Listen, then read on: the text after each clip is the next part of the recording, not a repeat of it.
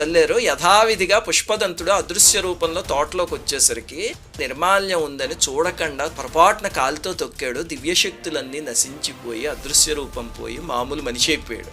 అప్పుడు సైనికులు వచ్చి బంధించి కారాగారంలో పెట్టి కఠిన శిక్ష విధించారు. అప్పుడు పశ్చాత్తాపంతో అయ్యో నేను కైలాసంలో ఉండేవాడిని, ఈ చిన్న దొంగతనం అనే బలహీనత వల్ల అక్కడి నుంచి ఎంతకి జారిపోయానే అని బాధతో పరమేశ్వరుడి మీద స్తుతి చేశాడు. 31 శ్లోకాల స్తుతి, దాన్నే శివమహిమ్న స్తుతి అంటారు.